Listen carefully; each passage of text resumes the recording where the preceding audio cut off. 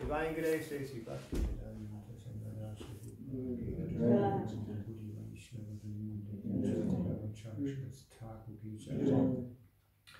Friends, Sri Krishna, Chaitanya, Prabhu Nityananda, Sri Radha, Sri Vasi, Bhumira, Sri Radha Krishna, Prabhu Gopinath, Shyam Kunda, Radha Kunda, Vrindavan, Maturadam, Vitam, Pudikam,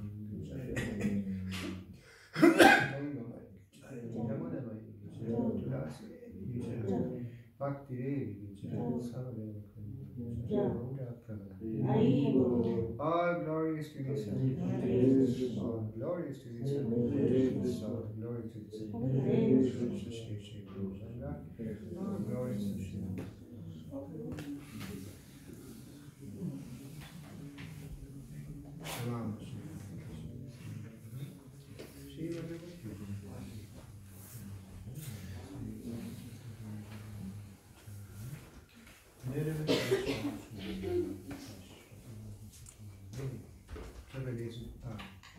So we continue reading from the Transcendental Diary, and Prabhupada is still in Vrindavan. Another item on the press is the first commercial Krishna conscious calendar, which will advertise the BVT and be given out to all professors visited by the library party. Gopal Krishna has also ordered 5,000 copies for India. Finally, Rameshwar glorified the latest edition of Bhakti Godhead, which he said was being sent under separate cover by Jagannath Sutadat Prabhu. I feel we have succeeded in presenting our philosophy and movement in a very palatable, readable way, which will appeal to the broad spectrum of people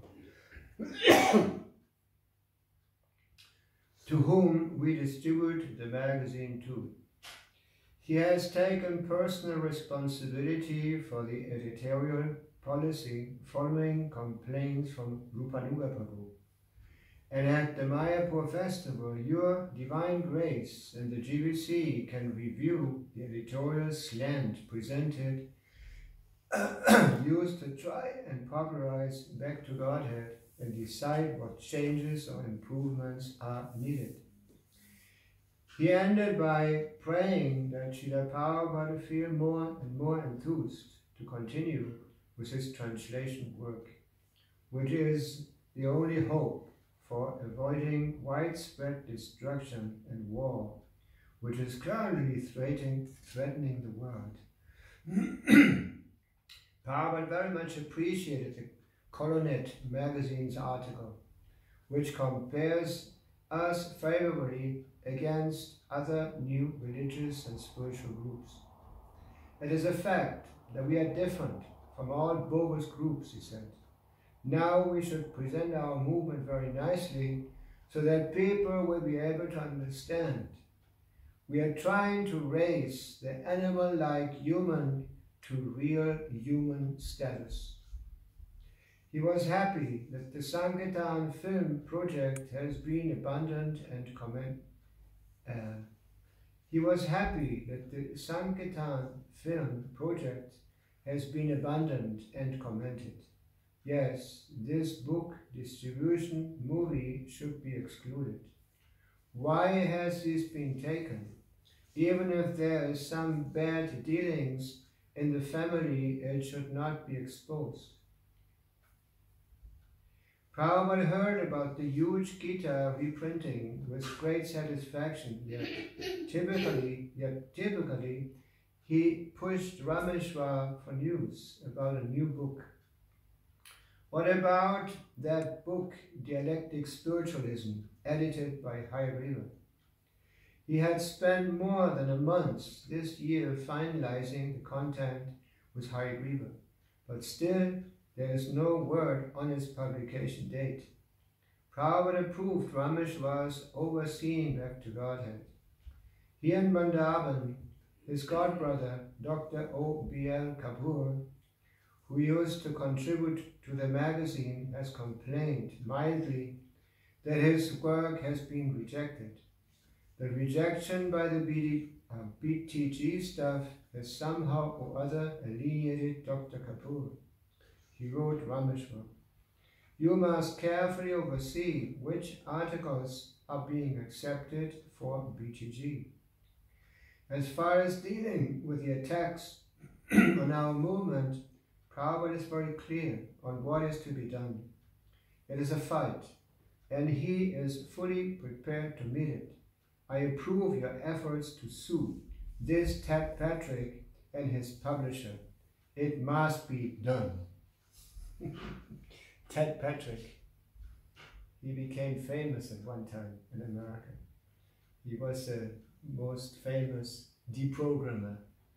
There was a time when there were not only Hare Krishna devotees, young Hare Krishna, there were also a few other religious groups that they had manifested and consisted of only young people. In German, they call it Jugendsekten.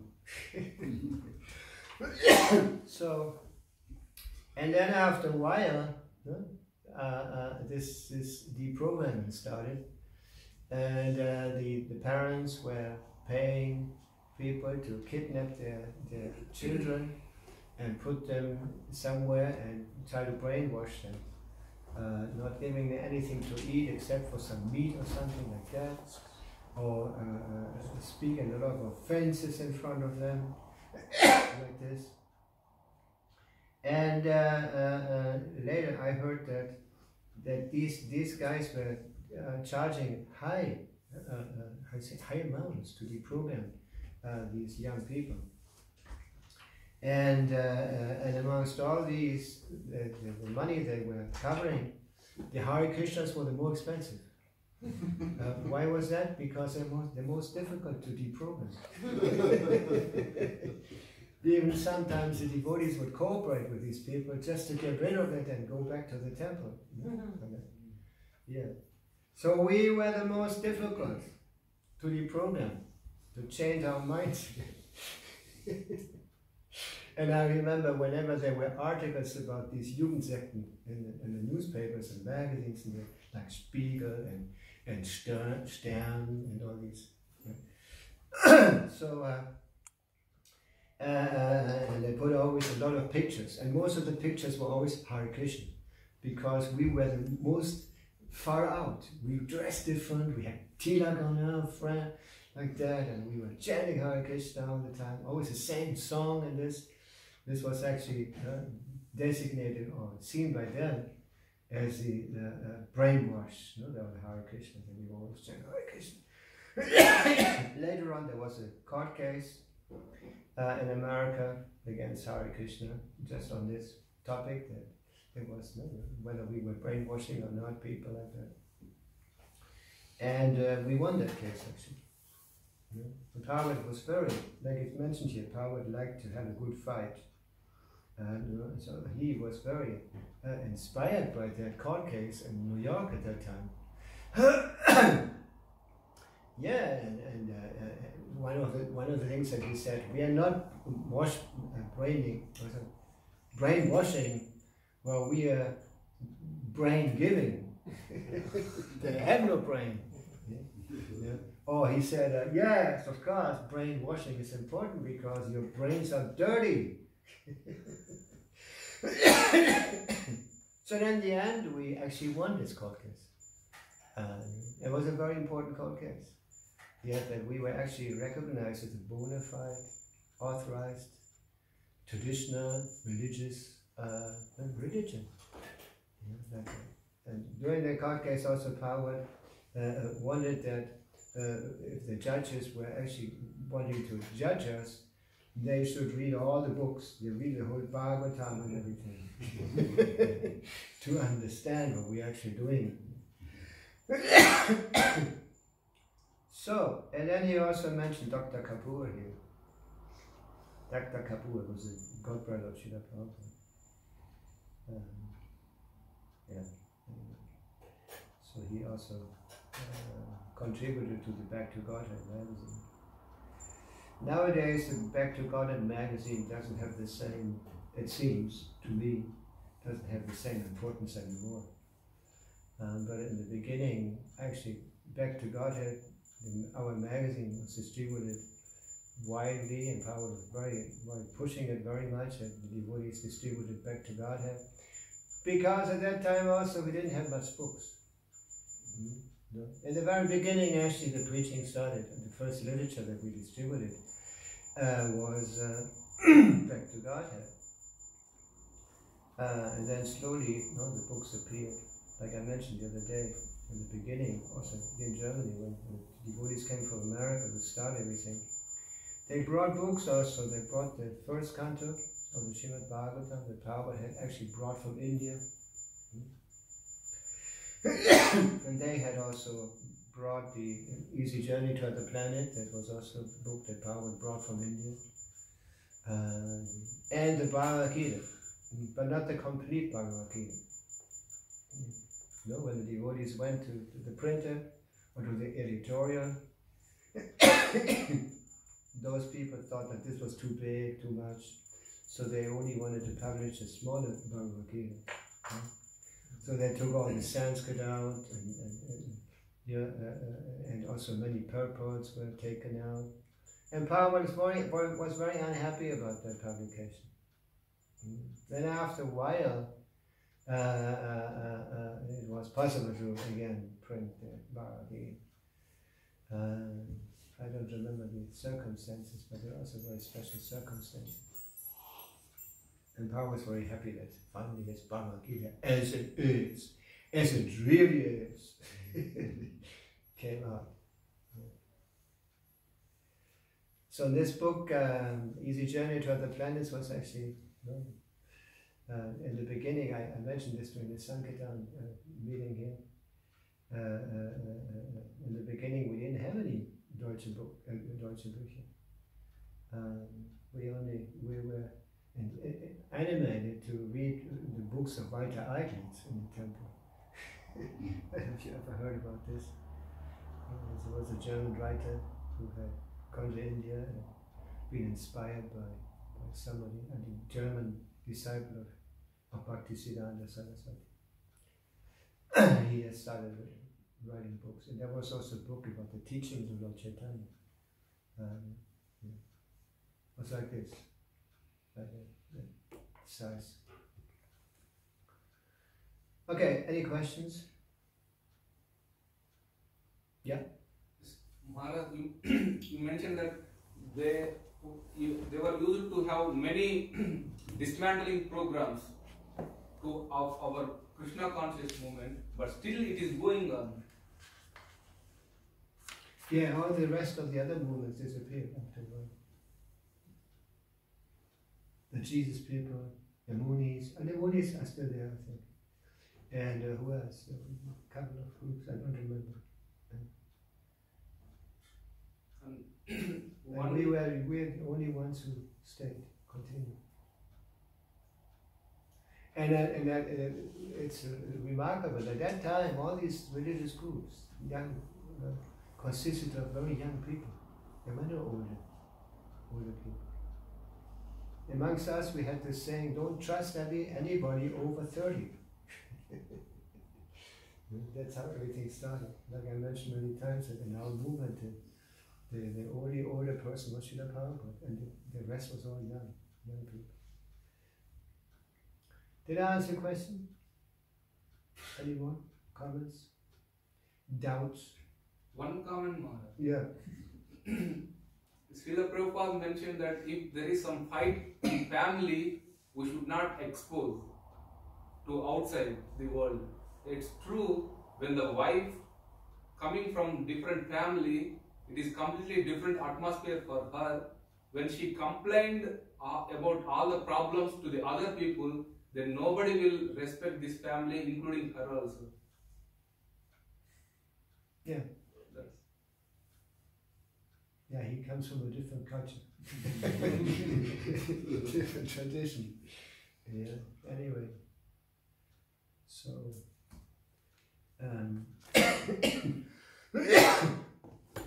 Om Namo Bhagavate Vasudevaya. Om Namo Bhagavate Vasudevaya. Om Namo Bhagavate Vasudevaya. Om Namo Bhagavate Vasudevaya. Om Namo Bhagavate Vasudevaya. Om Namo Bhagavate Vasudevaya. Kann ich sehen, was da steht. 1697.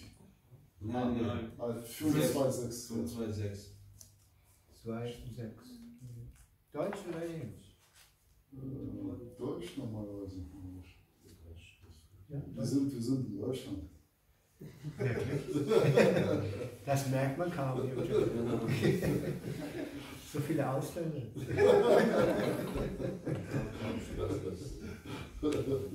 Nicht alle Ausländer, sondern Gedeutschte. Wie sagt man das? Gedeutschte. Like Americanized. How do you say in Deutsch? Eingedeutscht. Eingedeutscht. Okay. So, dann weiter in Deutschland. In Deutsch. Wir lesen dann aus dem 5. Kanto, Kapitel 2, die Taten Maharaj Agni Das.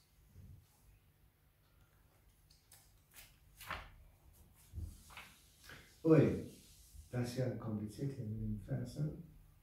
Ja. Ich lese den einfach nur alleine und dann machen wir weiter, oder? Ja. Haben wir das gemacht? Ist zu lang.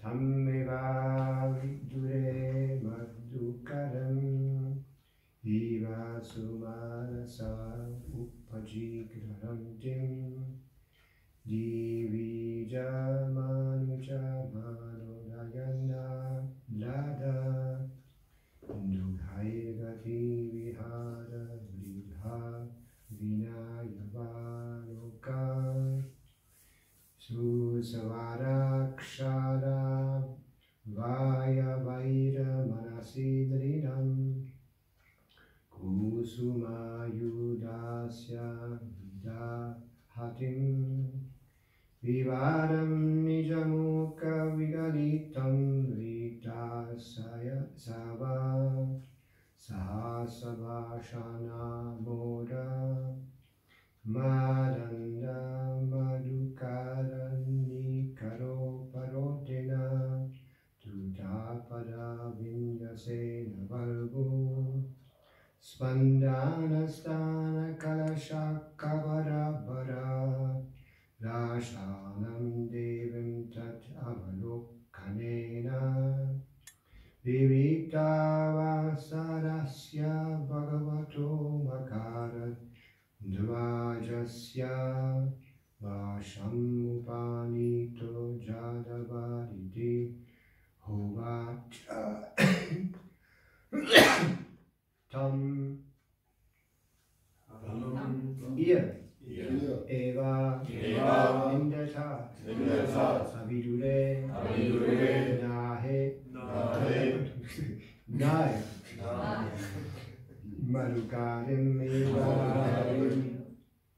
Marukarim Iva wie eine Honigbiene Sumanasa schöne Blumen Upajikra Mantim riechend Divija von denjenigen die auf den himmlischen Planeten geboren wurden Manuja von denjenigen die in der menschlichen Gesellschaft geboren wurden Mana Verstand Nayana für die Augen Alada Freude Dukhai erzeugend Gati durch ihre Bewegung Vihara durch Spiele Vridha durch Scheu Vinaya durch Demut Avaloka durch Blicke Susvara Akshara durch ihre liebliche Stimme Avayavai und durch die Glieder des Körpers Manasi im Verstand Drinam von Menschen Kusuma Ayudasya des Liebesgottes der einen Blumenpfeil in seiner Hand hält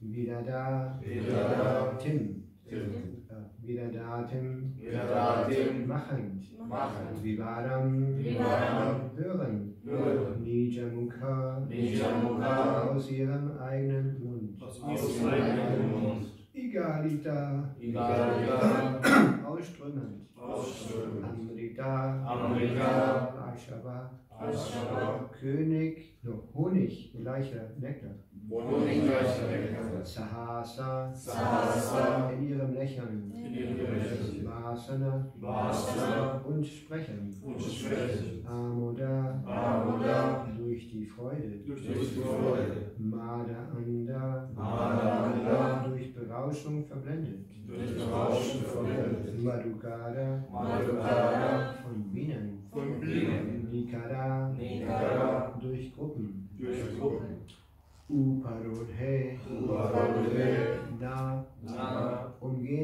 umgeben sein Druta eilig Pada der Füße Vinyasena durch elegantes Gehen Valgu ein wenig Spandana bewegen Stana Brüste Rasa, Rasa, wie Wasser, wie Wasser, Wassertöpfe. Wassertöpfe, Kabada, Kabada, Haarzöpfe, Haarzöpfe, Hara, Gewicht, Gewicht, Rashanam, Rashanam, der Gürtel um die Hüften, Gürtel um die Hüften, Devim, Devim, die Göttin, die Göttin, Tat Avalokadeda, Tavalokadena, einfach durch ihren Anblick, einfach durch ihren Anblick, Vivita Avasadasya, Vivitasya,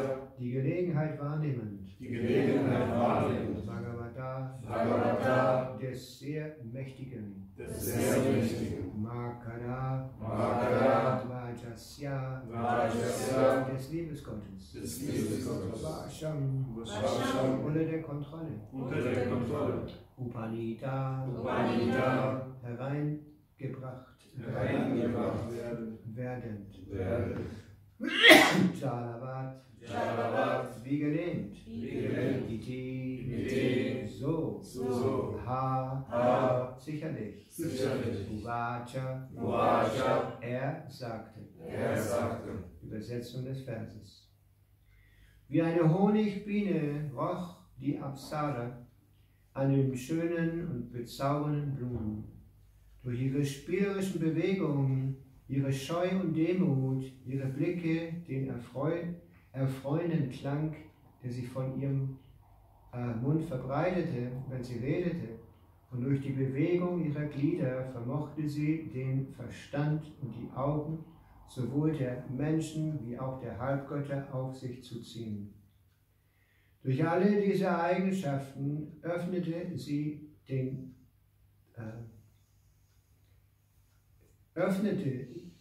für den Liebesgott, der einen Blumenpfeil mit sich trägt, einen Weg in den Geist der Männer. Wenn sie redete, schien Nektar aus ihrem Mund zu fließen. Wenn sie atmete, versuchten die Bienen, die wie verrückt nach dem Duft ihres Atems waren, von ihren lotusgleichen Augen herumzufliegen. Gestört von den Bienen versuchte sie sich eilig fortzubewegen. Doch als sie sich anschickte zu rennen, bewegten sich auch ihre Haare, der Gürtel um ihre Hüften und ihre Brüste, die Wasserkrügen glichen, auf eine Weise, die sie noch schöner und anziehender machte. Tatsächlich schien sie ein Weg für den Liebesgott, der selbst schon so mächtig ist, zu bahnen. Habe ich falsch gelesen? Tatsächlich schien sie ein Weg für den Liebesgott, der selbst schon so mächtig ist, zu bahnen. Daher sprach der Prinz, der von ihrem Anblick völlig überwältigt war, wie folgt zu ihr. Erläuterung.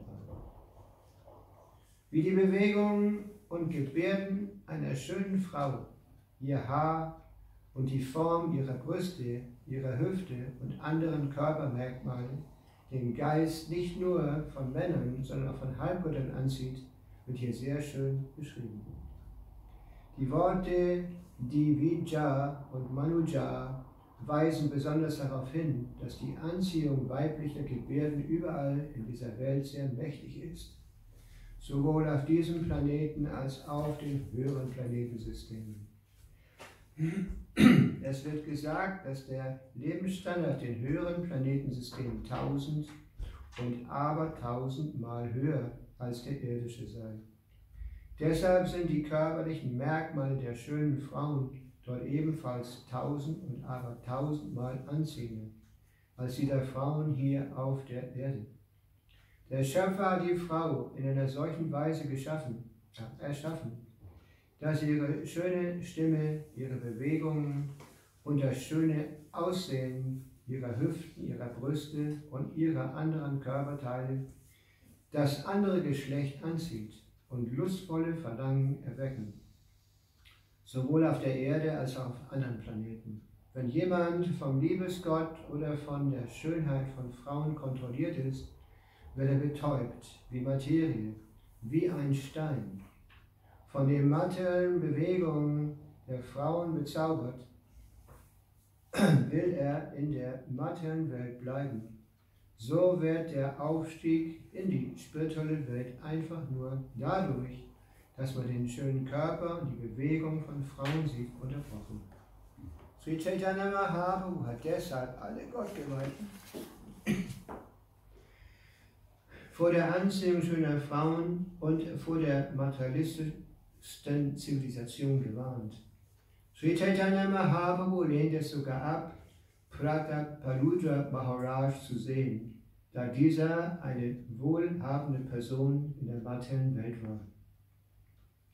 In diesem Zusammenhang sagte Sri Chaitanya, Nishkinchanasya Bhagavat Bhajanon Mukasya. Diejenigen, die im hingebungsvollen Dienst zum Herrn beschäftigt sind, weil sie ernsthaft darum bemüht sind, nach Hause zu Gott zurückzukehren, sollten sehr darauf bedacht sein, nicht die schönen Gebärden von Frauen zu sehen und auch den Anblick von sehr reichen Personen zu vermeiden.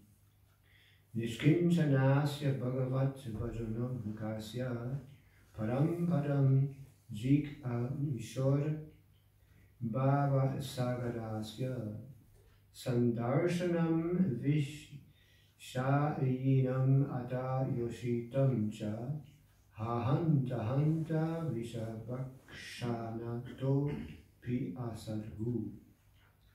Ach, für eine Person, die sich ernsthaft wünscht, den materiellen Ozean zu überqueren und sich im transzendentalen Dienst des Herrn motivlos zu beschäftigen, ist es abscheulicher, einen Materialisten, der mit Sinnbefriedigung beschäftigt ist, oder eine Frau, die ähnliches Interesse hat, zu sehen, als willentlich Gift zu trinken.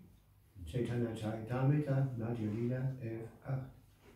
Jemand, der ernsthaft nach Hause zu Gott zurückkehren möchte, sollte nicht über das anziehende Aussehen von Frauen und über den Reichtum wohlhabender Menschen nachzusinnen. Solches Nachdenken wird den Fortschritt im spirituellen Leben aufhalten. Wenn jedoch ein Gottgeweihter einmal im Krishna-Bewusstsein gefestigt ist, wird diese Reize seinen Geist nicht mehr verwirren.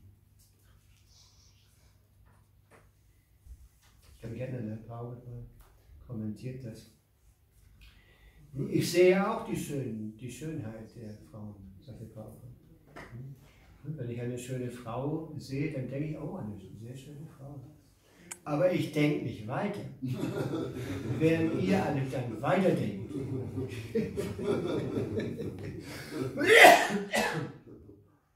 So, hier hören wir von dem Wesen der Frau. Ja, und das ist in der vedischen Kultur, ne, in der Kultur, in der man Wert darauf legt, Fortschritt zu machen im Leben, die menschliche Form so wirklich zu nutzen. Ne, weil das heißt in den Shastras, von allen Lebensformen ist die menschliche Form die wertvollste.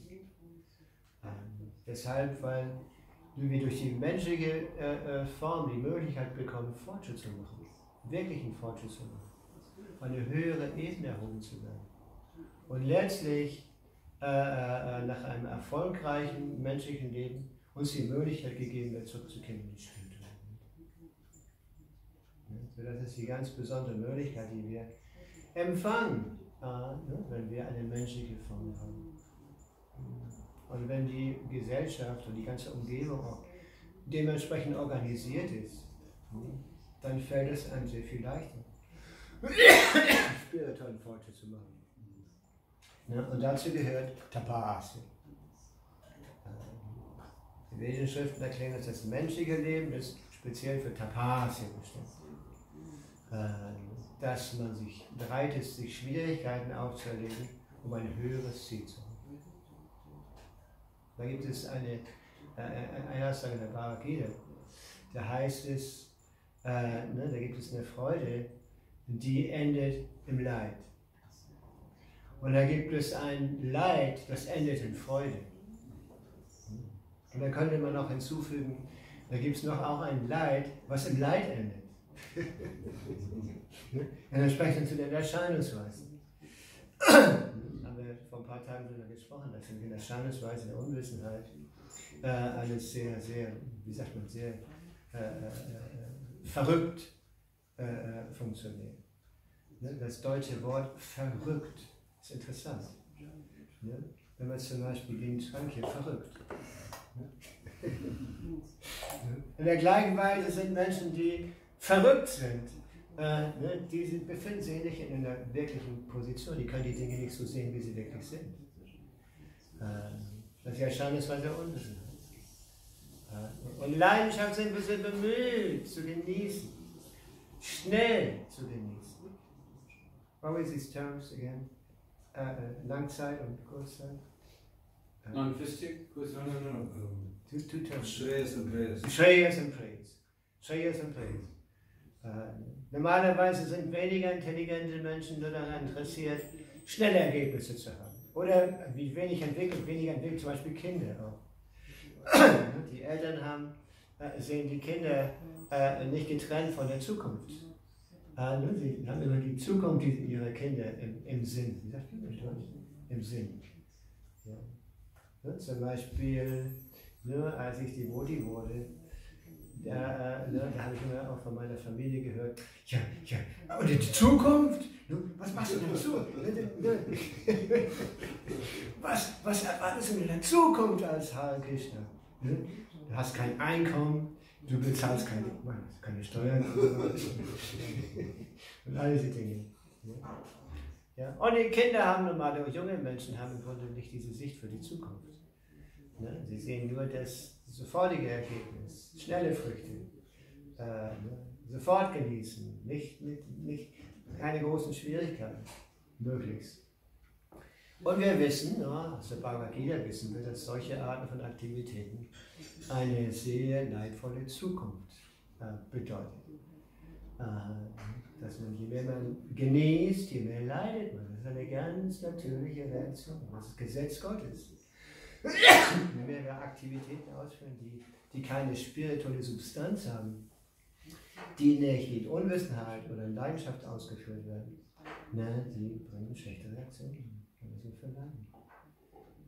Und das ist nicht von ungefähr, dass man leidet, sondern Paul uns erklärt, wenn ein Gottgeweihter zum Beispiel leidet, dann sieht er das in Bezug zu seiner Vergangenheit. Ja, weil es gibt kein Unrecht, gibt kein Chaos als solches, sondern alles hat seine Ursache. Da gibt es Gesetzmäßigkeiten. Und wenn wir in einer bestimmten Weise handeln, dann bekommen wir ganz bestimmte Ergebnisse dafür. Das ist im Grunde ganz, ganz natürlich. Das kann ein Mensch, der ein bisschen älter ist, viel besser verstehen als junge Leute oder Kinder. So, der Punkt ist, dass wir in dieser materiellen Welt verwehrt sind. Und das ist vor allen Dingen durch die Anziehung zwischen den beiden Geschlechtern. Das hält uns fest. Vor ein paar Tagen haben wir gesagt, haben wir erwähnt, dass diese Anziehung, Pungsam Stiyami Bhavamita, diese Anziehung zwischen Pungsam und Striya, zwischen Mann und Frau, dass das im Grunde der Knoten ist, der uns am Kreislauf der Geburt und Tode festhält. Und deshalb ist dieses Problem, das ist sehr, wie sagt man, sehr organisiert in der vedischen Kultur, in der vedischen Philosophie. Nur zum Beispiel das ganze System von den Ashrams, am Anfang, wenn die Kinder erzogen werden, die werden nie zusammen erzogen. Mädchen und Jungen sind immer getrennt. Zum Beispiel Brahmacharis, die haben keinerlei Kontakt mit Frauen. Das ist ein Prinzip, was ihnen hilft, entschlossener zu werden und ihre Qualitäten, wichtigen Qualitäten zu entwickeln und Fortschritt zu machen, nicht nur materiell, sondern spirituell. Die Charakterformung, wie sagt man in Deutsch? Charakterbildung. Ja? Charakterbildung. Die Charakterbildung nahm uns in der Zeit sehr viel, sie nahmen viel ernster als heute. Charakterbildung. Das heißt 20 bis 25 Jahre, dann wurde dann hat Prabhupada erwähnt, dass der Brahmachari die Erlaubnis bekam, von seinem spirituellen Meister zu heiraten. Das waren nicht Sachen, die einfach so launisch oder wie sagt man, spontan ausgeführt, sondern immer in Anbetracht dieser Tatsache, dass man diese Anziehung zwischen den beiden Geschlechtern, dass man die gut reguliert. Das ist alles unter Rand und Fach, wie sagt man das? Ne? Dach und Fach. Dach und Fach, alles unter Dach und Fach. Sodass man mehr und mehr bewusst wird. Dass man mehr und mehr, wie wir sagen, Krishna bewusst wird. Ja. Dass man mehr und mehr erleuchtet wird. Und dann der Kontakt, ne, mit der Frau, zwischen Frau und Mann. Ne? Zum Beispiel hat Prabhupada immer wieder erwähnt, dass die Mädchen, die wurden vorbereitet auf ihre zukünftigen Pflichten durch die älteren Frauen oder erfahrenen Frauen der Familie. Die lernten alles Notwendige, ne, um gute Ehefrauen zu sein. Das war die lange Vorbereitung. Das war nicht einfach so spontan und dann Scheidung und ungewünschte Kinder und so weiter. Das war alles geplant. Nach der Kontakt, ne, zwischen Mann und Frau war nicht, ne, wie wir es heute gewohnt sind. Das haben wir zum Beispiel auch praktisch gesehen, ne, auf Reisen in Indien. Ja, wenn wir reisen, haben wir oft eingeladen von Familien oder von Grihastas. Ne, und wie die auch organisiert waren. So. Ne, dass zum Beispiel das Haus hatte verschiedene Abteilungen. Da gab es die Abteilung, wo nur die Frauen lebten. Und da gab es Abteilungen, wo nur die Männer lebten. Ja, die Frauen waren normalerweise im inneren Section, wie sagt man, inneren Teil des Hauses. Ja, kaum Kontakt mit der Außenwelt sozusagen. Ja. Und das ganze Prinzip ist auch im Grihastha-Leben, dass man nicht aufhört zu dienen. Dass man weiter dient. Dass man gelernt hat zu dienen, seitdem man klein war. Ja, man gelernt zu dienen. Und dieser Dienst geht weiter. Dieser Dienst, dass zum Beispiel die Frau dem Mann dient, der Mann auch der Familie dient, oder auch der Frau und den Kindern dient, der ganzen Tradition, der ganzen Familientradition dient. Ja, und das, was sie gelernt haben am Anfang, dass sie das nicht wieder vergessen. Und dass sie dann, wenn sie eines Tages in das Alter kommen, dass die Kinder schon ihr eigenes Leben führen oder die Verantwortung übernehmen können, dass sie wieder sich mit den wichtigsten Sachen im Leben beschäftigen können. Dazu ist aber notwendig, dass sie das auch gelernt haben. Dass sie schon die Erfahrung gemacht haben von bedingungslosen Hingaben. Sodass sie dann, wenn sie dann in das Alter der Vanaprasthas kamen, dass da keine sexuellen Beziehungen mehr bestanden und dass sie sich mit den wichtigsten Dingen, Prabhupada erklärt, dass Vanaprasthas normalerweise begannen zu reisen. Und sie reisten und kamen wieder zurück nach Hause, aber reisten immer mehr und mehr und mehr, bis dann der Mann gar nicht mehr zurückkam. Die Frau kam wieder zurück und die Frau wurde beschützt. Sie wurde erhalten, die Mutter wurde erhalten. Wie überhaupt alte Menschen. Das sehen wir, haben wir schon öfters erwähnt jetzt hier, das sehen wir in unserer materialistischen Gesellschaft, sehen wir, dass die Menschen versuchen, sich dieser Verantwortung zu entziehen.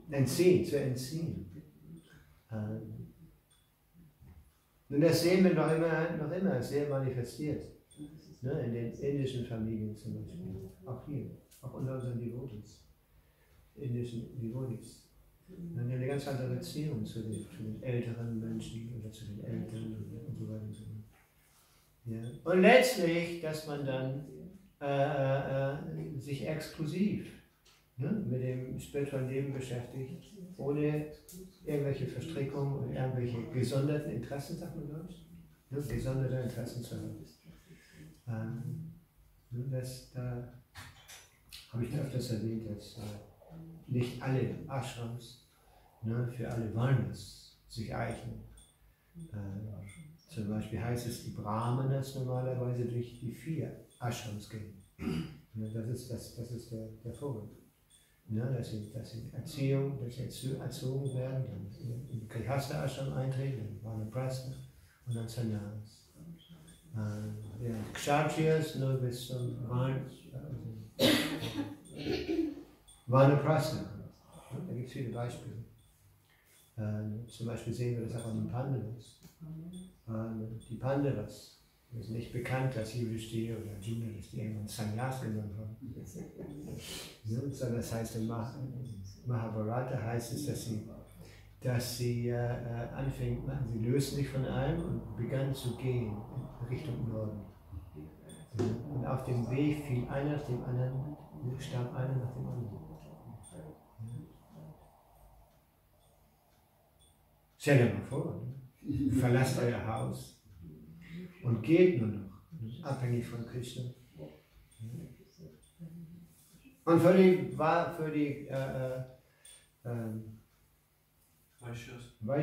Vaishyas galt nur das, war nur das Haushalterleben und die Erziehung wichtig. Während für die Shudras gab es im Grunde nur eins, das Grihastha-Leben oder das Familienleben. So, da gibt es so viele Regeln und Regulierungen. Manchmal macht man sich fragen, Mensch, das ist ja unglaublich, wie viele Regeln und Regulierungen es gibt in den Shastras. Aber man muss die Idee verstehen, die dahinter steht. Dass man nämlich sich langsam löst. Dass man mehr und mehr Geschmack entwickelt am spirituellen Leben. Dass man einen spirituellen Geschmack entwickelt. Und in dem Maße, wie man seinen spirituellen Geschmack, die spirituelle Anhaftung entwickelt, dass man Dinge aufgibt, die nicht mehr in Beziehung stehen oder unwichtig sind im spirituellen Leben. Das ist nicht wie die Entsagung der Mayavadis, die einfach alles aufgeben wollen, weil alles Maya ist.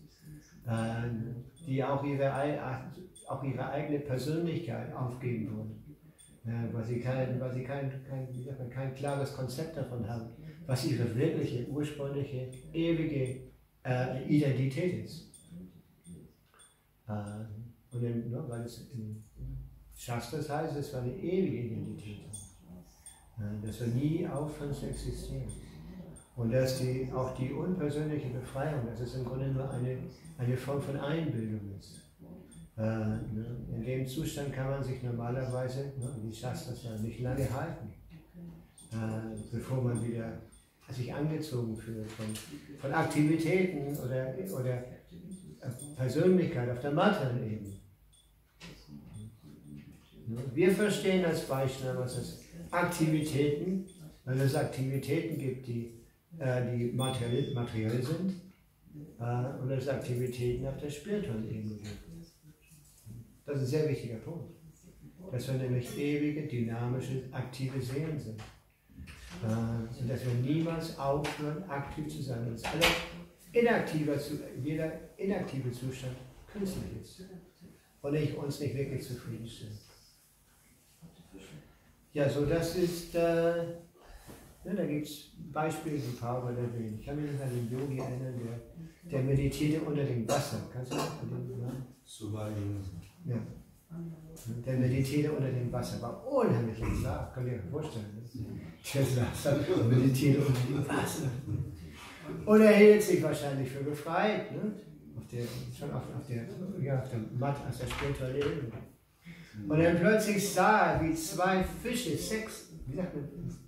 Geschlechtsverkehr. Und dann wurde er so gestört, dass er auftauchen musste. Und dann ging er zum König und demanded, wie sagt man demanded? Er forderte vom König, dass er seine Tochter heiraten dürfte.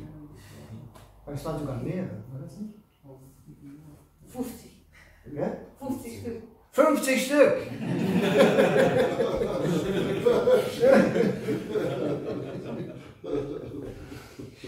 Ja, und dann verstrickt er sich mit dem materiellen Leben und so weiter. Ja. Und nach einiger Zeit kam er dann wieder zur Besinnung. Man wurde sehr ärgerlich, wie er dieser Samen hier verstrickt worden war, unnötig und so weiter. Ja. Die Idee ist, dass wir diese Chance, wir sollten einfach intelligent genug sein, ja, oder verstehen, wie wichtig diese Möglichkeit ist, die uns gegeben wird. Das ist eine Möglichkeit, die man sehr, sehr selten bekommt. Das ist nicht etwas Automatisches, besonders heute zum Beispiel im Kali Yuga. Und das ist nur der Anfang des Kali Yugas. Wir stöhnen manchmal über das Kali Yuga oder wir sprechen über wie unmöglich das heute mehr und mehr wird. Das ist nur der Anfang des Kali Yugas. Und es gibt wenig, sehr selten jemand im Grunde, der bereit ist, das Krishna-Bewusstsein oder überhaupt sich bemüht, das zu verstehen und dann auch lernen, wie man es praktiziert, der zum Devotee wird. Deswegen sagt Krishna auch in der Bhagavad Gita. Ja, unter vielen Tausend mag es eingeben, jetzt ein Devotee. Und heute ist es nicht mehr 1000, sondern heute ist es Billionen. Wenn man das zum Beispiel auch hier sieht, wie viele Einwohner hat Köln? Mehr als 1 Million. Mehr als 1 Million. Nur 1 Million? Ja, ich dachte ein bisschen mehr. Anyway, so der Punkt ist, dass, und wie viel sind wir hier? Von den vielen Kölnern. Und da sind noch nicht mal Kölner hier, kaum Kölner. Die kommen alle von weit her gereist. Ja, und das ist ganz was Besonderes, dass wir mit Gott gewandt zusammen sein dürfen. Das ist eine ganz besondere Möglichkeit, die wir bekommen haben. Die man nach vielen, vielen, vielen Geburten bekommt, diese Möglichkeit. Wenn man Glück hat. Und nicht unbedingt Kali Yuga, weil Kali Yuga hat auch seine Vorteile. Und dass man diese Chance nutzt. Und alle diejenigen, die zu Devotees sind, werden es eine ganz besondere Persönlichkeit. Wenn wir immer im Tempel sind und nur mit den Tempel-Devotees zu tun haben, dann beginnen wir auch langsam so Unterscheidungen zu diskriminieren oder zu kritisieren, Fehler finden und so weiter. Und deshalb wird es empfohlen, dass wir rausgehen und predigen und Bücher verteilen oder aktiv uns beschäftigen mit der Predigt. Weil das bringt uns in Kontakt mit der Außenwelt und wir sehen, was die Situation ist in der Außenwelt. Wenn du zum Beispiel Bücher verteilst und du siehst das aus der Nähe, was das bedeutet, Kali Yuga, da kannst du automatisch mehr die Vaishnavas auch wertschätzen. Und die Möglichkeit, die du bekommen hast. Da gibt es so viele Argumente, die Menschen haben gegen Krishna oder gegen spirituelles Leben. Und es ist so selten, jemanden zu treffen, der einfach nur bereit ist zuzuhören. Oder der vielleicht sogar Fragen stellt. Und der vielleicht sogar, oder die vielleicht dann zum Sonntagsfest kommen. Und die nicht nur einmal kommen, sondern immer wieder kommen. Und dann irgendwann im Tempel enden. Nicht enden, aber die irgendwann in den Tempel ziehen, diese wunderbare Gemeinschaft mit den Devotees haben können. Und das ist sehr, sehr, sehr speziell. Und deshalb sollten wir diese Möglichkeit gut nutzen, nicht verspielen, und den hingebungsvollen Dienst ordnungsgemäß ausführen, so wie er ist. Im Laufe der Zeit kann man sehen, dass wenn man nicht vorsichtig ist, verändern sich die Dinge. Das wird gewöhnlich, wie sagt man es in Deutsch? Wird gewöhnlich, nicht mehr speziell. Und deshalb hat es Srila Prabhupada uns erklärt, wenn wir uns sehr gewöhnen an alles, dann um weiteren Fortschritt zu machen, brauchen wir neue Herausforderungen. Wo wir mehr gefordert werden. Ja. Dass wir mehr gefordert werden. Dass wir mehr Verantwortung übernehmen. Dass wir mehr Risiken, wie sagt man das? Auf uns nehmen. Yes. Risiken. Das ist zum Beispiel eine Sache, die uns Srila Prabhupada gesagt hat. Prabhupada hat so viele Risiken auf sich genommen. Und er hat auch, da war Prabhupada mal sehr krank. Und dann hat er dann den Devotees ein Mantra gegeben, das ist ein Singer, ein Mantra gegeben, zum Chanten, seine Gesundheit. Und dann haben die Devotees auch gefragt, Prabhupada, wie kommt das? Und dann hat Prabhupada gesagt, ja, das liegt daran, dass ich zu viele unqualifizierte Schüler akzeptiere. Das ist das Risiko, was Srila Prabhupada sich nimmt. Allein schon in den Westen zu gehen, was für ein Risiko. Und nicht nur das, sondern er war auch schon 70 Jahre alt, als er in Amerika kam. Das waren alles Risiken. Oder das Prabhupada, wir können uns erinnern, wenn wir das Lieder lesen, können wir sehen, dass Prabhupada am Anfang ganz alleine im Tempel war.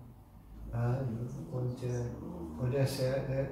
dass da so, ich will nicht sagen abartige, aber komische Leute kamen. Da hat er zum Beispiel mit jemandem zusammen gewohnt, in einer Wohnung. Ja, und das kam der berauschte sich. Ich nehme an, eine Stil. Und irgendwann hat er dann Prabhupada bedroht. Ja, wurde bedroht. Ja, und Prabhupada war im Grunde ganz allein. Ja, oder Prabhupada wurde zum Beispiel in seiner Wohnung wurde eingebrochen. Da wurde die Schreibmaschine gestohlen und verschiedene andere Sachen gestohlen, die anscheinend von Wert waren oder erschienen für den Dieb. Ja. Und der Prabhupada hat trotzdem weitergemacht. Er hat sich nicht entmutigen lassen. Einmal hat der Srimati Mukherjee gekontaktet. Ja. Weil das war ganz am Anfang. Und dann hat die Srimati Mukherjee hat ihm gesagt, Swamiji, jetzt bist du da, jetzt musst du da bleiben und was machen.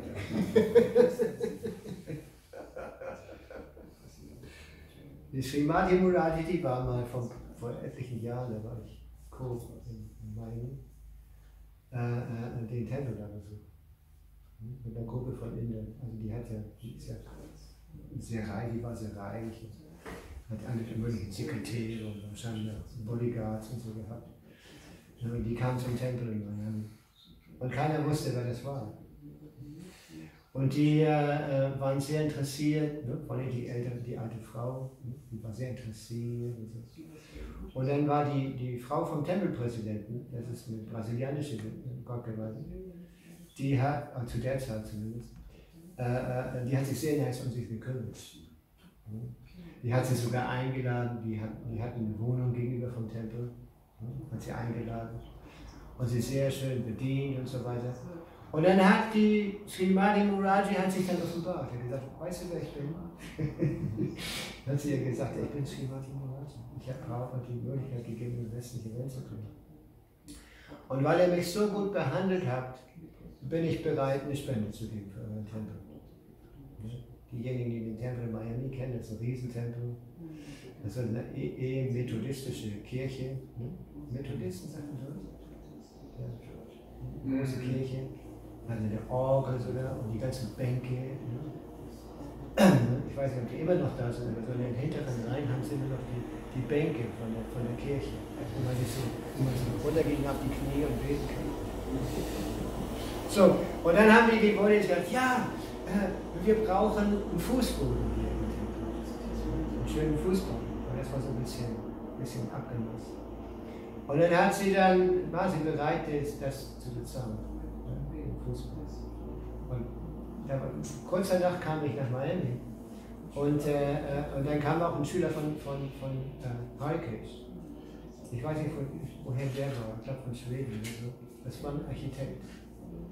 Und der arbeitete im Mayapur-Projekt, im Tempel, also die Tempelprojekte in Mayapur. Und der war auf der Suche nach guten Architekten, um Fragen zu stellen und Ratschläge zu bekommen. Und er war nach Miami gekommen, um einen wichtigen Architekten, bekannten Architekten zu treffen und um auch zu Fragen zu stellen. Und er kam dann und der war inspiriert. Ja, der hat ja gleich das Design gemacht für den Fußboden. Sehr, sehr künstlerisch. Anyway. So diese Srimati Mudati, ne, die hat Prabhupada ermutigt, seine Mission fortzusetzen. Jetzt bist du schon da, jetzt bleib auch da und vervollständige deinen Plan. So das ist, die ganze Mission von Srila Prabhupada war gegründet am Anfang oder basiert auf Risiken. Als Prabhupada so viele Risiken eingegangen ist, so viele Probleme freiwillig akzeptiert hat. Normalerweise, wenn man so alt ist, in der Mathe im Leben zumindest, wenn man so älter und älter wird, dann zieht man sich zurück, spielt nur noch mit den Enkelkindern oder spielt Schach im Park. Anyway, so verschiedene Spiele. Ich habe gesehen, in verschiedenen Teilen der Welt haben die alten Männer, die haben alle Spiele, verschiedene Spiele. In Südamerika auch, die ganzen älteren Leute, die treffen sich im Park und spielen da Spiele, die ich noch nie von ihnen überhaupt nicht verstanden habe. So das ist das sogenannte Normale, dass man sich zurückzieht, nur noch ausspannt und über die bessere Zeit früher spricht. Das ist auch eine Tendenz von alten Leuten. Alles, was früher war besser. Klar, die Tendenz haben auch so ein bisschen in ISKCON. Ja, und anstatt dessen ist Prabhupada rausgegangen. Ja, und hat praktisch ein ganz neues, man könnte sagen, ganz neues Leben begonnen. Oder ein neues Projekt begonnen. Ich kann mich erinnern, in Amerika hatten sie mal ein, wie war das, Time oder Life Magazine, oder einer von diesen bekannten Magazinen in Amerika, Newsweek. Ja, die suchten jemanden, der im hohen Alter was Neues gestartet hatte. Und da wurden so verschiedene Vorschläge gemacht. Dann haben die Devotees auch Prabhupada vorgeschlagen. Ja, aber irgendwie hat das dann nicht geklappt und dann wurde jemand anders dann zum Meister gewählt. So, das war die Mentalität von Srila Prabhupada. Dass Srila Prabhupada freiwillig Schwierigkeiten akzeptiert hat, Risiken eingegangen ist. Ja, und er hat uns auch gelehrt, dass das Wort unmöglich the word impossible exists only in the dictionary of the fools and rascals. Anyway, ich wollte jetzt schließen, vielleicht nicht sehr viel über den Vers hier gesprochen, aber ach so, ich hatte, das ist aber zu kurz jetzt. Ich wollte ein bisschen über Jiva Goswami sprechen. Im Grunde wollte ich ein bisschen was vorlesen über Jiva Goswami. Heute ist wie sagt man, Verschreibungstag. Mal sehen, wie weit wir kommen. Und zwar ist das ein Text aus dem Chaitanya Charitamrita, aus dem Adi Lila.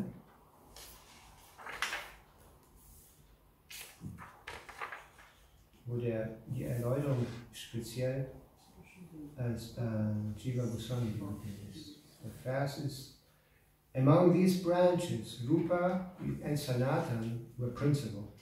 Anupama, Jiva Goswami, and others, headed by Rajendra, were their sub-branches. No, hier wird über die verschiedenen großen Persönlichkeiten gesprochen. Und hier haben wir jetzt über die Branches, wie sagt man, die Zweige unserer Tradition, unserer Vaishnava-Tradition. In the Gauda Ganodesha Deepika 195, it is said that Srila Jiva Goswami was formerly Vilasa Manjari Gopi. From his very childhood, Jiva Goswami was greatly fond of Srimad Bhagavatam. He later came to Navadvip to study Sanskrit, and following in the footsteps of Sri Nityananda Prabhu, he circumambulated the entire Navadvip Dham. After visiting Navadvip Dham, he went to Benares to study Sanskrit under Madhusudana Vachaspati. After finishing his studies in Benares, he went to Vrindavan and took shelter of his uncles, Sri Rupa and Sanatan. This is described in the Bhakti Ratnakara. As far as our information goes, Srila Jiva Goswami composed and edited at least 25 books. It's actually said that he composed more than 400,000 Sanskrit verses.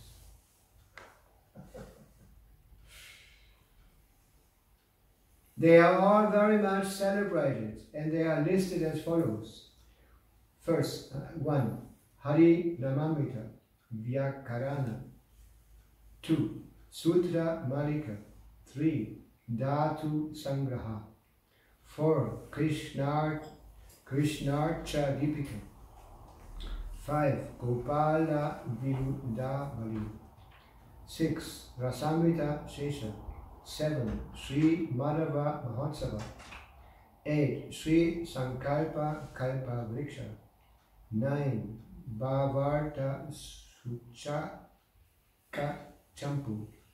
10. Gopala Tapani Tika.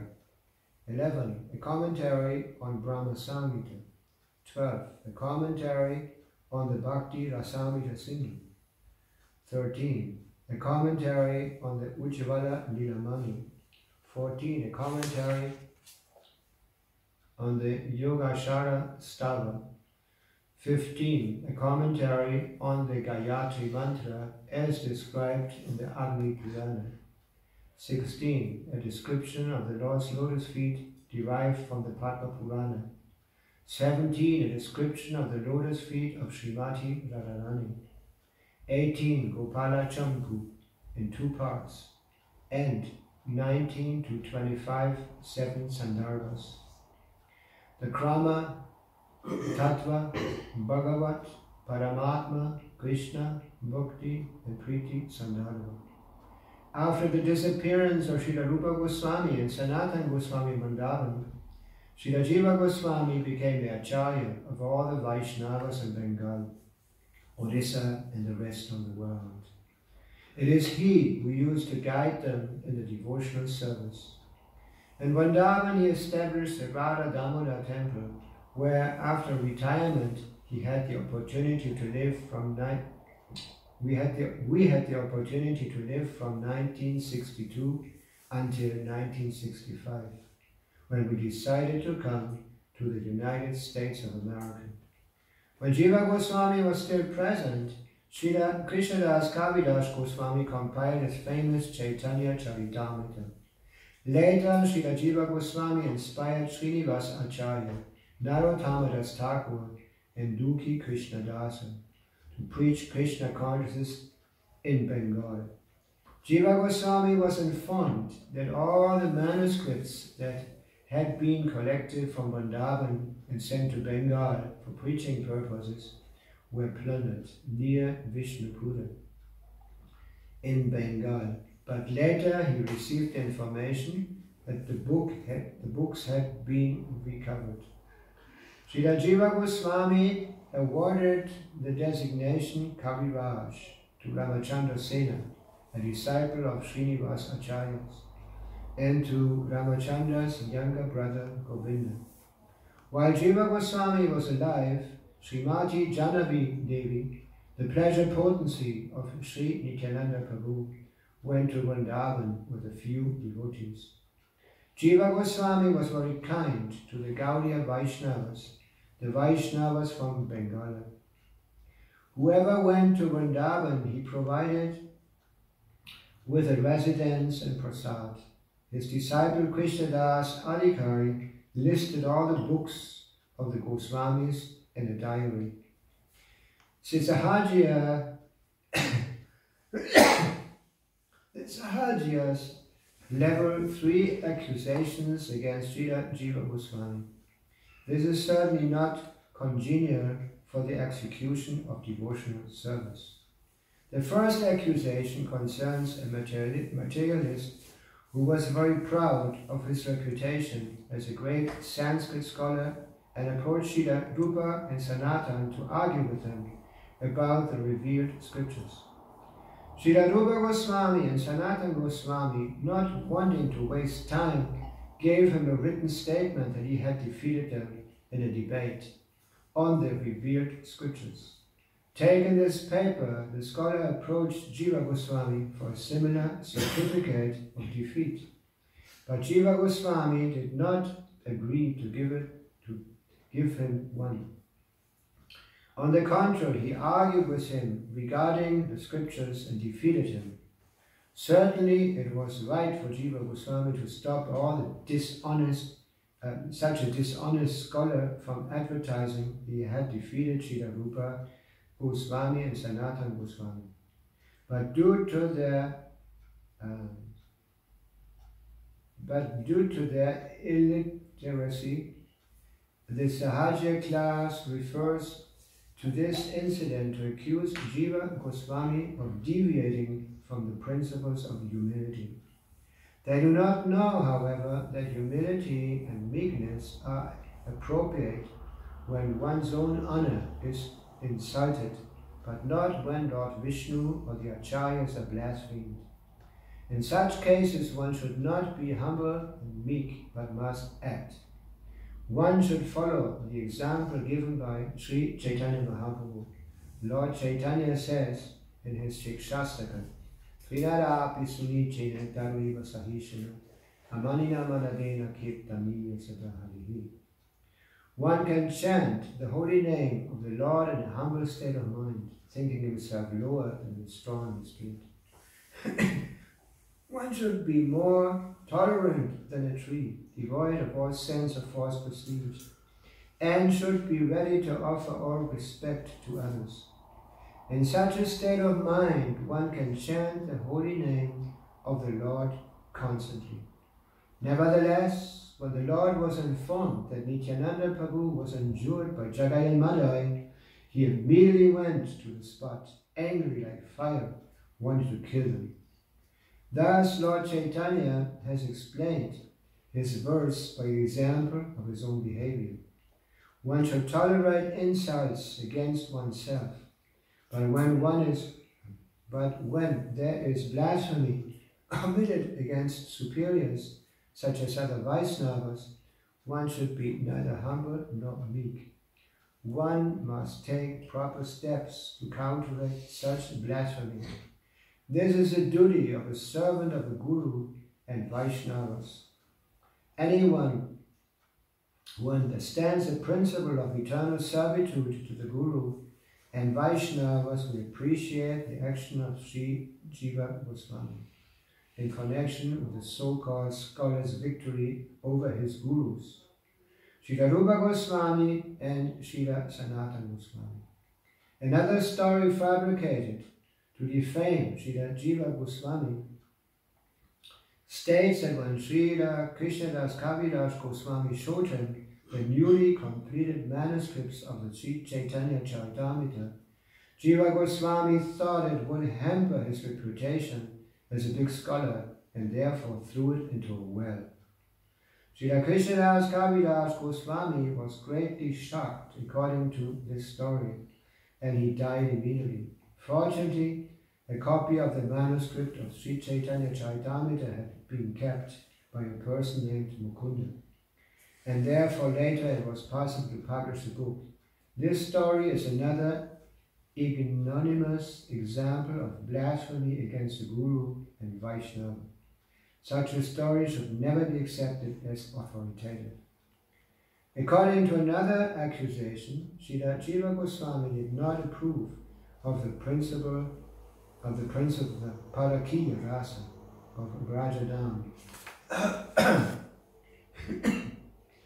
and therefore supported Swakiya Rasa, showing that Radha and Krishna are eternally married. Actually, when Jiva Goswami was alive, some of his followers disliked the Parakiya of the Gopis. Therefore, Srila Jiva Goswami, for their spiritual benefit, supported Swakiya Rasa.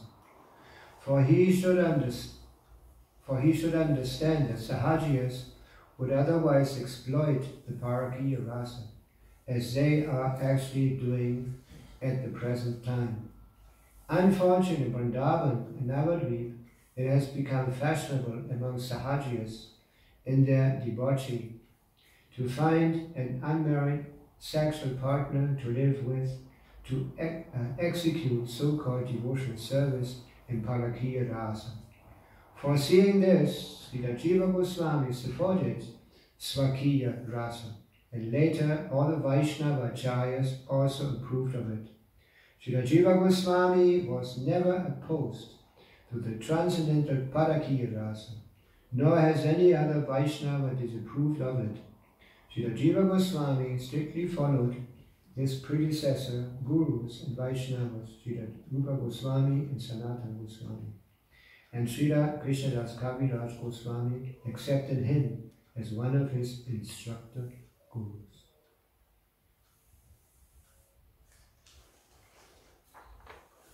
Irgendwelche Fragen dazu?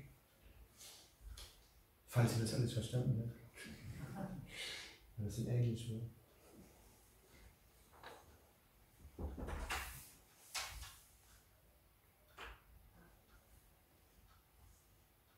Another part I read also that Jiva Goswami actually came very late to join the Goswamis.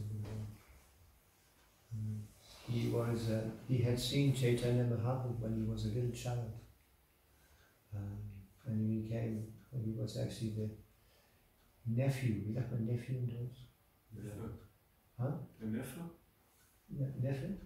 Neffe. Nur von der Familie von Rupa und Sanatana Goswamis. In der Weise hatte er diese Möglichkeit, Chaitanya Mahaprabhu auch zu sehen. Und er hatte ihn gesehen als kleines Kind und war so beeindruckt, dass er nie wieder vergaß und immer wieder sehen wollte. Und weil er erstmal erwachsen werden musste, kam er später. Wenn wir manchmal Bilder sehen, zum Beispiel auf dem Altar haben wir normalerweise die 6 Goswamis. Und ich kann mich Die sind auch da. ja. Ich kann mich nicht erinnern, ob sie jung dargestellt werden oder alt dargestellt. Im Grunde waren die sehr alt. Die waren sehr alt. Manchmal sehen wir Bilder, wo sie junge, wie sagt man, sportliche, junge Leute, junge Männer sind. Zum Beispiel auch, was in Bezug auf das Alter von den Goswamis. Haridas Thakur war auch sehr alt. Da heißt es im Chaitanya Charitamrita zum Beispiel, heißt es, dass als Jai und Vijay, als Nityananda und Haridas Thakur vor Jai und Vijay wegliefen, die fingen sie an, sie zu verfolgen. Hatte Nityananda da kein Problem mit, weil er jung war. Aber es heißt, dass Haridas Thakur große Schwierigkeiten hatte, zu bewegen, sich in Sicherheit zu bringen.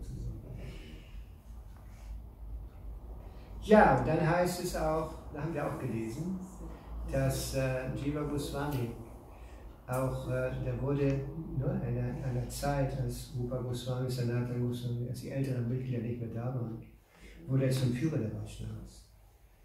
Ja, da sagt Srila Prabhupada eine Erläuterung hier, dass der örtlichen Vaishnava, im Grunde nicht nur das, sondern auch Bengalen oder Pandaben, sagte Prabhupada. Und dann sagt Prabhupada, und der ganzen Welt. Ja. Und das ist bekannt. In den Kreisen, wo die Leute sich mehr damit beschäftigen, ne, mit Philosophie und mit Vaishnava-Tradition und Vaishnava-Philosophie und so weiter, die wissen, dass Jiva Goswami eine ganz außergewöhnliche Gelehrte, wie sagt man? Außergewöhnliche Lehrer. Und wie gesagt, hatte ich da auch eingeblendet, dass, nur da habe ich gerade gelesen, der hat an einer Stelle heißt 500.000 und an einer anderen Stelle habe ich gelesen 400.000 Sanskrit-Verse komponiert. Irgendwelche Fragen dazu?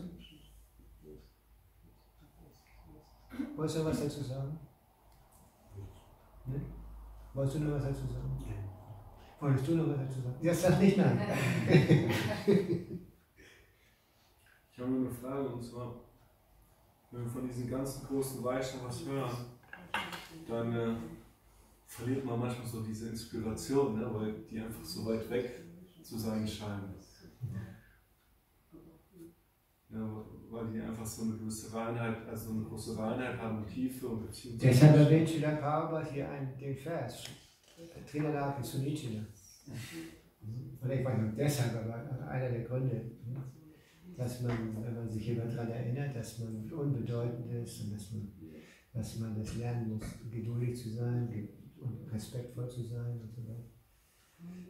Toleranter als ein Baum, niedriger als das Stroh in der Gasse. Oder man sagt, das Gras in der Gasse. Man immer bereit ist, anderen Ehre zu erweisen, ohne selbst Ehre für sich selbst zu erwarten. Dann kann man immer weiter fortschreiten, kann man immer weiter chanten, immer weiter Service machen, ohne dass man unnötig gestört wird. Das ist die Formel. Trinadapi Sunitan. Trinadapi Sunitan. Trinadapi Sunitan.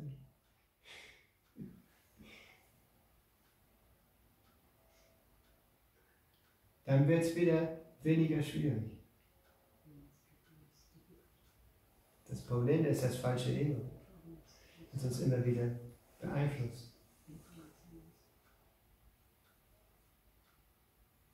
Aber wenn wir es lernen, diesen Vers aus dem Shikshastra ganz ernst zu nehmen, dann da heißt es sogar, an einer Stelle heißt es auch, ich weiß nicht, Chaitanya Chaitanya ist, wo Prabhupada das sagt, dass man diesen Vers, Trinadapi Sunice, den sollte man aufschreiben und sich um den Hals hängen. Und regelmäßig sollte man diesen Vers lesen. Und jedes Mal, Trinadapi Sunice, dass man wieder normal wird, dass man wieder richtig situiert ist. Oder? Was denkst du? Es ist schwierig in Situationen, wo wir eben unser altes Karma auf uns zukommt. Du meinst, das alte Karma uns einholt? Genau, uns einholt und sich dann eben nicht mit dem falschen Ego zu identifizieren, weil es passiert ja irgendwie. Und das ist so die Schwierigkeit. Zumindest sollte man das sehen, das wahrnehmen. Das ist schon sehr wichtig, dass man das wahrnimmt. Und das kann man, diesen Überblick kann man leicht verlieren, wenn man keine Gemeinschaft mit Devotis hat. Wenn man mit Devotis immer zusammen ist und wenn man vom Glück begünstigt ist und auch mit älteren Devotis Gemeinschaft haben kann, dann ist es einfacher, das Ganze. Aber wenn man alleine irgendwo ist, in seiner eigenen Wohnung oder nur mit den Eltern zu Weihnachten und so. Hier waren die gar nicht, die wohnen jetzt gar nicht so viel zu Hause bei den Eltern zu Weihnachten. In Buenos Aires war ich immer der einzige, Weihnachten war ich immer der einzige im Tempel. Die ganzen Julis, die waren alle Weihnachten feiern mit den Eltern.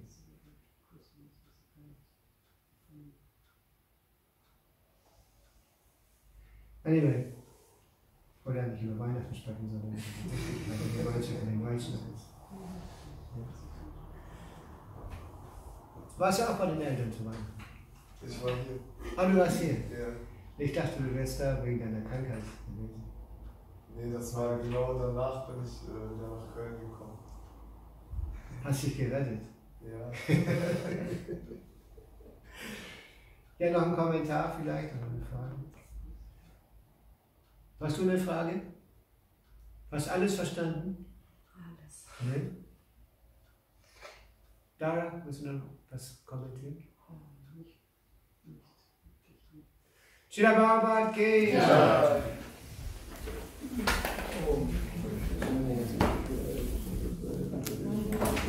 Was ist